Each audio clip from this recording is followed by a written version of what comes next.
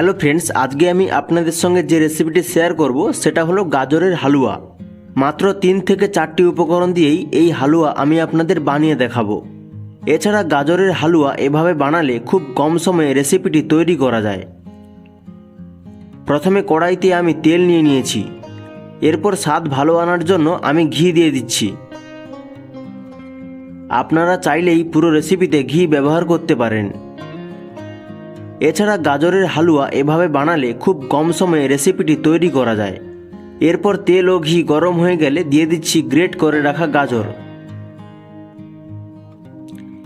গ্যাসের flame medium to high রেখে গাজরটাকে ভালো করে মিনিট 10 ভেজে নিতে হবে।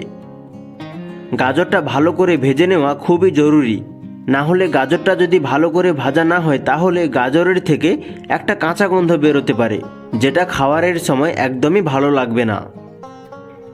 গাজরটি মিনিট 10 ভাজা হয়ে গেছে। এরপর এর মধ্যে দিয়ে দেব পরিমাণ মতো চিনি।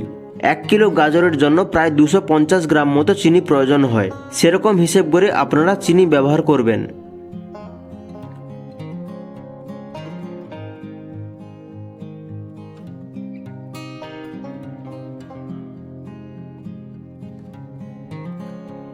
চিনি দিয়ে ভালোভাবে নাড়িয়ে নিয়ে 5 মিনিটের জন্য লো ফ্লেমে ঢাকনা লাগিয়ে রান্না করে নেব।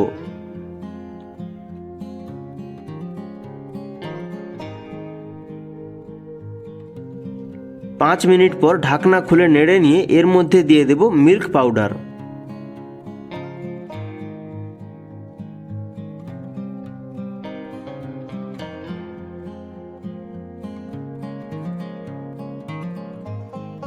এবার ভালোভাবে মিক্স করে নিয়ে 2 থেকে 3 মিনিট পর গ্যাসের ফ্লেম অফ করে দিয়ে ঢাকনা লাগিয়ে ছেড়ে দেব কিছু সময়ের জন্য।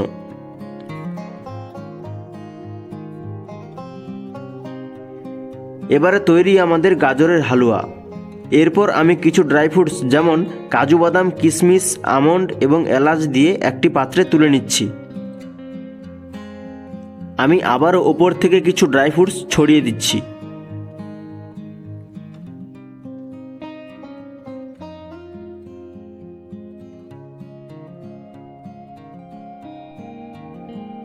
দেখুন বন্ধুরা, কি সুন্দর হয়েছে এবং খেতেও খুব দারুণ হয়েছে।